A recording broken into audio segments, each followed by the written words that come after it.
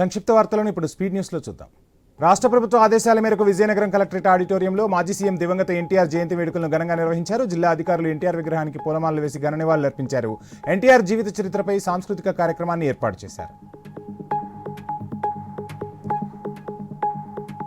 Green India హరిత సేవలో భాగంగా హైదరాబాద్లోని జూబ్లీ హిల్స్ పార్కులో నటి సింధూర మొక్కలు నాటారు. మాజీ రాజ్యసభ సభ్యులు సంతోష్ కుమార్ పర్యావరణ పరిరక్షణపై అవగాహన కల్పించారు. గ్రీన్ ఇండియా హరిత సేవలో తను మరో ముగ్గురిని నామినేట్ చేస్తున్నట్లు తెలిపారు సింధూర. ఏలూరు జిల్లా పేరంపేటకు చెందిన ముగ్గురు వ్యక్తులు ఓ ఇంట్లో చోరీకి పాల్పడ్డారు. ఒక రిటైర్డ్ టీచర్ ఇంట్లో తాపి పనికి వెళ్లి రిటైర్డ్ టీచర్ భార్య కళ్లలో కారం కొట్టి ఆమె మెడలో ఉన్న బంగారు గొలుసుతో పరారయ్యారు. దీనిపై ఫిర్యాదు అందుకున్న పోలీసులు నిందితులను అదుపులోకి తీసుకుని 4 కాసుల మంగళసూత్రాన్ని స్వాధీనం చేసుకున్నారు. బాపట్ల జిల్లా అద్దంకిపట్నంలోని ద్వారకానగర్లో తీవ్ర విషాదం చోటు చేసుకుంది. అతివేగంతో వచ్చిన ఆటో 2 బైకులను ఢీకొట్టింది. ఈ ఘటనలో ఒకరు అక్కడికక్కడే మృతి చెందగా మరో వ్యక్తికి గాయాలయ్యాయి. మృతుడు కొరిశపాడు మండలం తమ్మవరం గ్రామానికి చెందిన తాటికొండ వెంకట్రావుగా గుర్తించారు. భద్రాద్రి కొత్తగూడెం జిల్లాలో గంజాయి తరలిస్తున్న ముఠాను పోలీసులు పట్టుకున్నారు. వారి నుంచి 830 కేజీల గంజాయిని స్వాధీనం చేసుకున్నారు. గంజాయి రవాణా కోసం స్మగ్లర్లు ప్రత్యేక వాహనాలను సైతం తయారు చేస్తున్నట్లు పోలీసులు గుర్తించారు.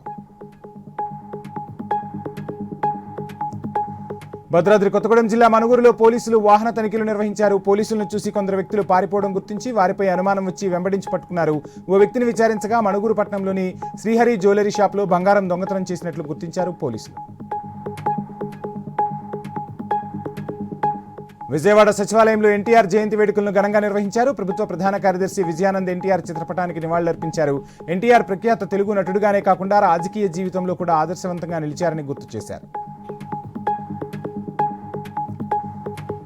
రాజన్న సిరిసిల్ల జిల్లా వెంకట్రావుపేట రైతులు నిమ్మపల్లి ఎక్స్ రోడ్డుపై రాస్తారోకో చేపట్టారు. నెలలు గడుస్తున్నా ప్రభుత్వం వరిధాన్యం కొనుగోలు చేయడం లేదంటూ మండిపడ్డారు రైతన్నలు. ప్రభుత్వము అధికారులు పట్టించుకోకపోతే ఆత్మహత్య శరణ్యమని ఆవేదన వ్యక్తం చేశారు రైతన్నలు. కామారెడ్డి జిల్లాలో భారీ వర్షానికి పలు ప్రాంతాలు పూర్తిగా జలమయమయ్యాయి. బిక్కూరు ఉర్దూ స్కూల్ వద్ద మార్కెట్లో అమ్మకానికి సిద్ధంగా ఉన్న కూరగాయలు వర్షానికి కొట్టుకుపోయాయి. దీంతో చిరు వ్యాపారులు తమ కష్టం నేలపాలైందని ఆవేదన వ్యక్తం చేశారు. ఉమ్మడి శ్రీకాకుళం జిల్లాలోని 4 సినిమా థియేటర్లలో రెవెన్యూ అధికారులు తనిఖీలు చేపట్టారు. డిప్యూటీ సీఎం పవన్ కళ్యాణ్ ఆదేశాలతో ఈ తనిఖీలు నిర్వహించారు. థియేటర్లలో లోటుపాట్లను అధికారులు పరిశీలించారు. టికెట్ ధరలు, క్యాంటీన్లో తినుబండారాల రేట్లపై ఆరా తీశారు. ఇవి బులెటిన్ అప్డేట్స్. Stay tuned.